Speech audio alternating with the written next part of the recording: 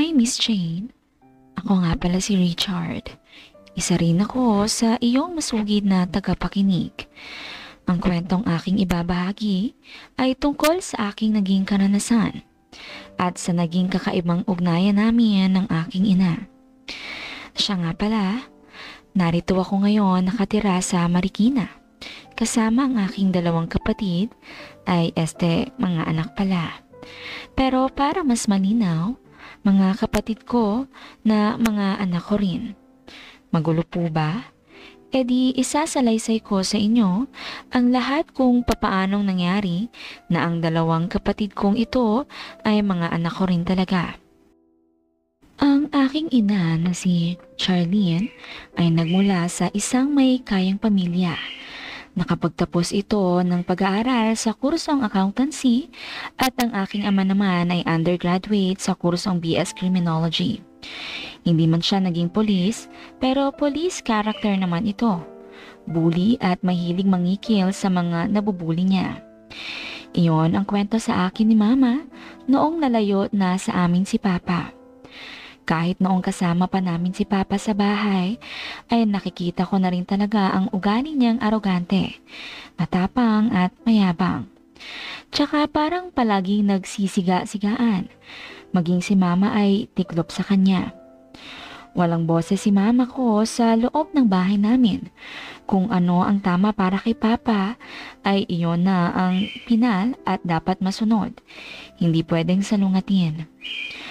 Noong namatay sina lolo at lola ko sa side ni Mama, ay nakatanggap si Mama ng malaking halaga matapos nilang ibentang na magkakapatid ang mga naiwang ari-arian at iyong mismong bahay nila lolo.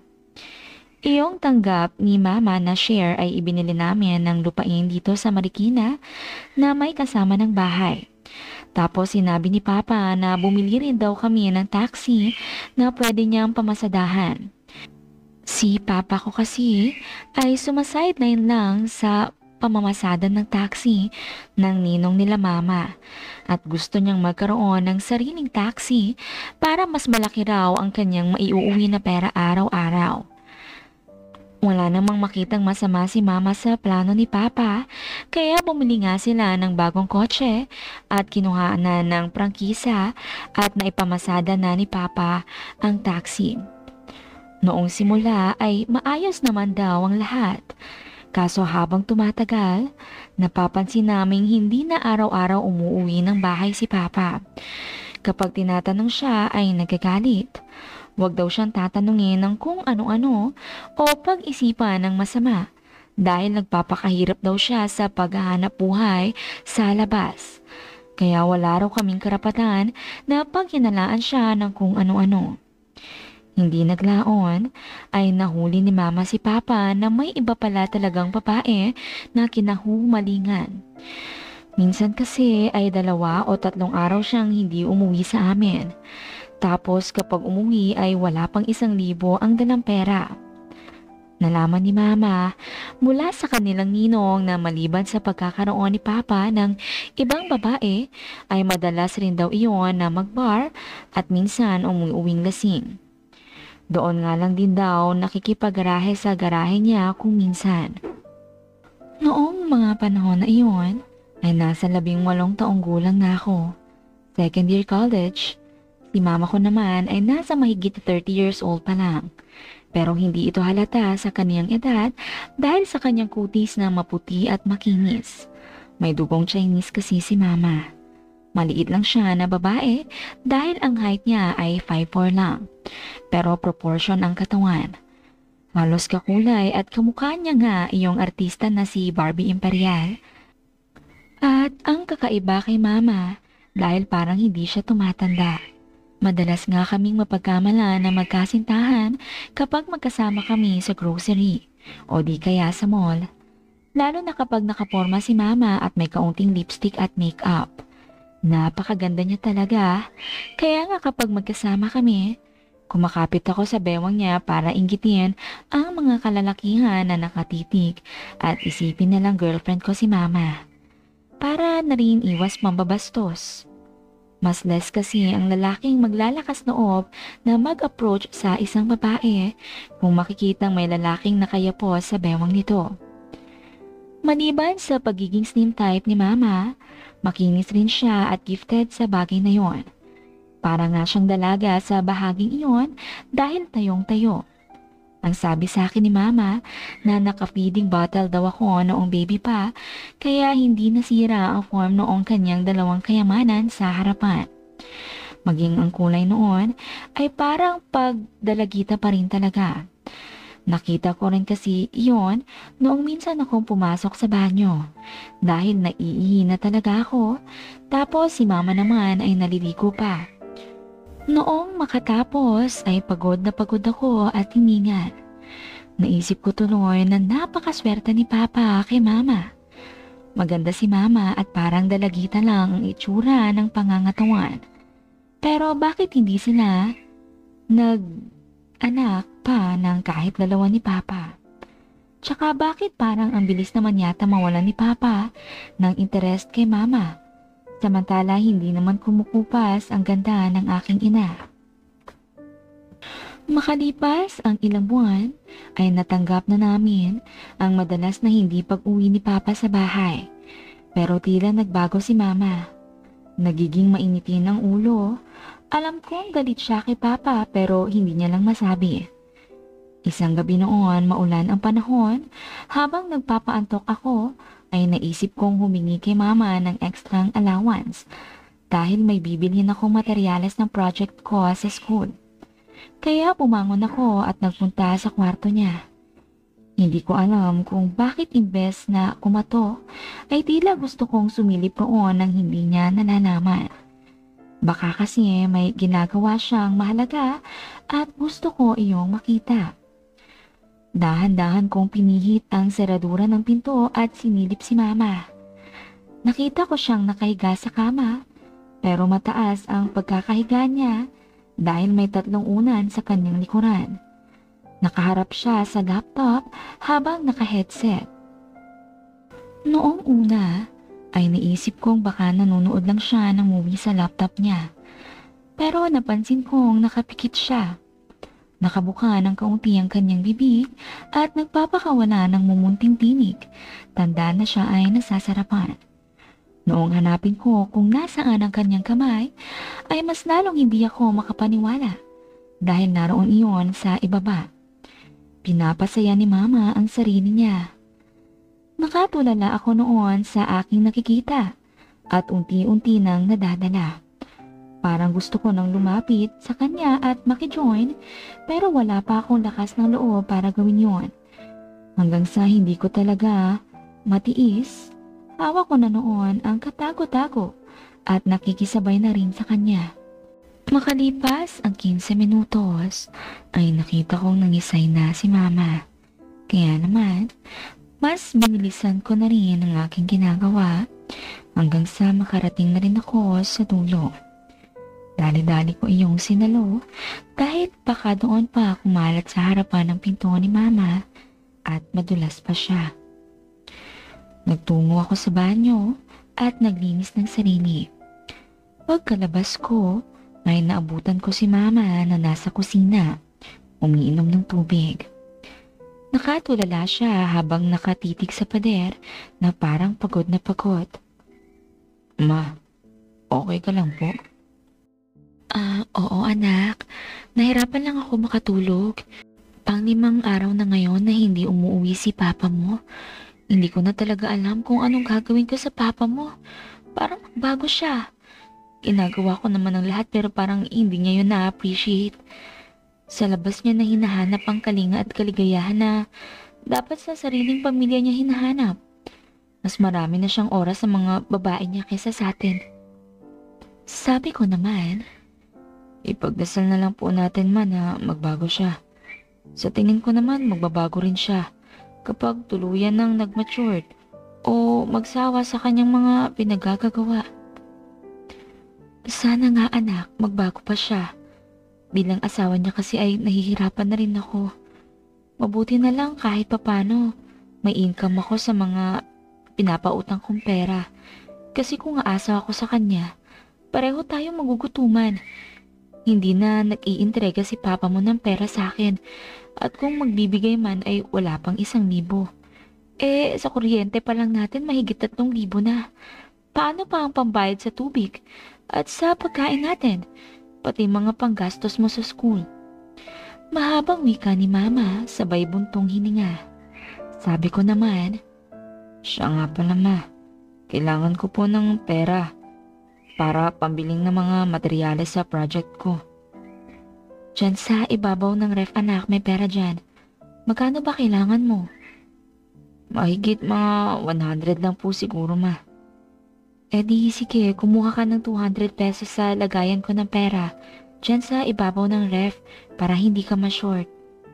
Okay po ma. Salamat po. Sige na, umakyat ka na.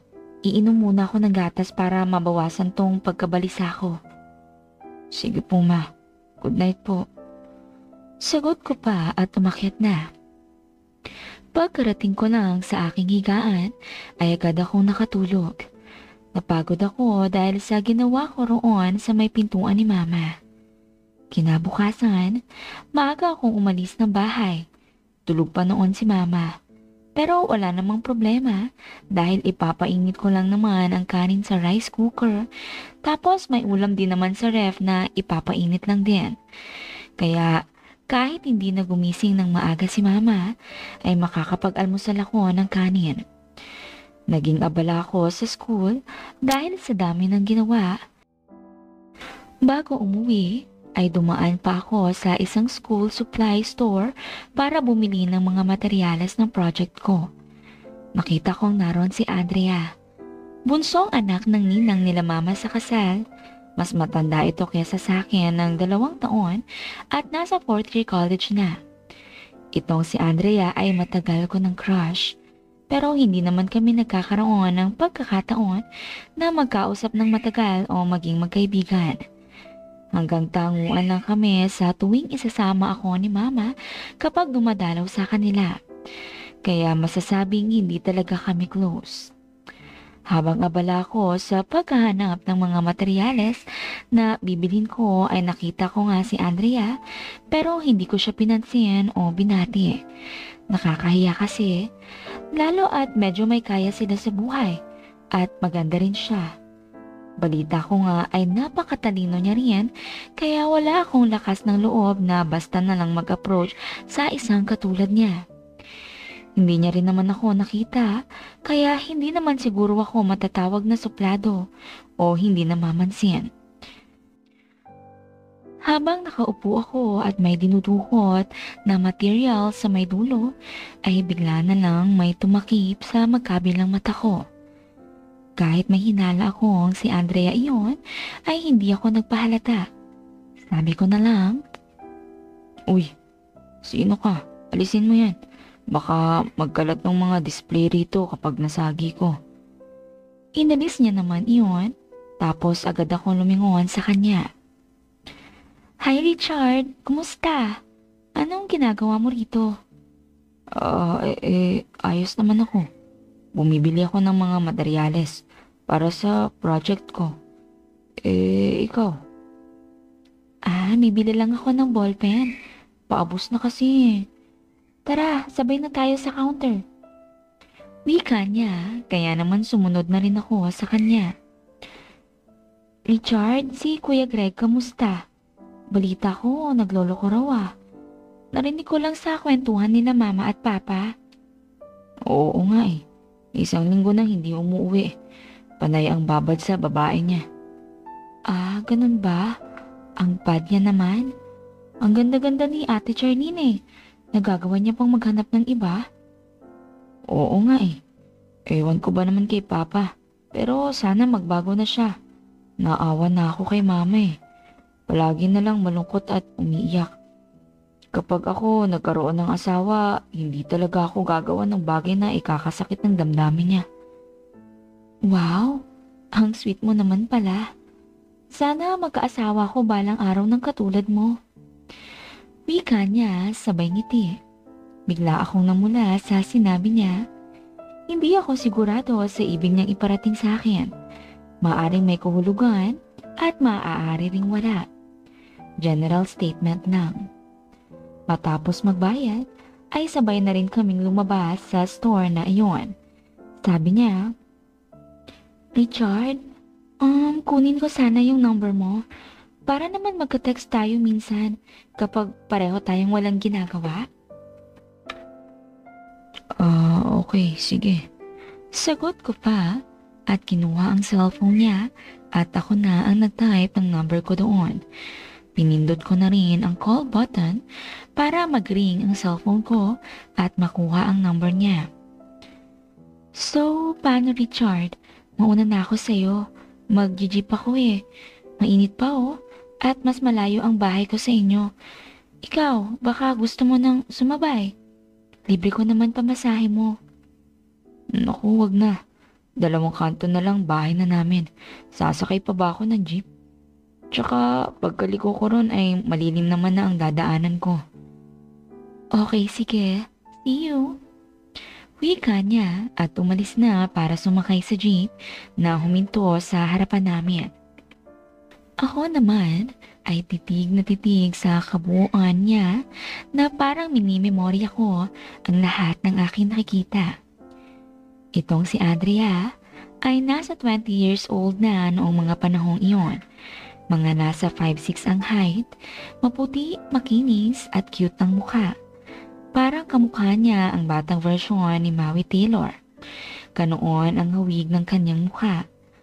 Matangkad nga lang siya roon, maliit ang bewang at may gifted sa bagay na harapan. Naisip ko nga na siya ang ideal girl para sa akin. Mabait, magalang sa magulang, maganda at matalino. Kung iisipin nga, ay parang napaka-perfect niya na sa aking paningin. Hindi ko nga alam kung anong tingin niya sa akin, lalo na at alam niyang nang babae ang tatay ko. Baka isipin niyang katulad lang din ako ni Papa na hindi dapat pagkakatiwalaan ng pag-ibig. Magkahalo ang saya at lungkot na aking nararamdaman noong papauwi ako.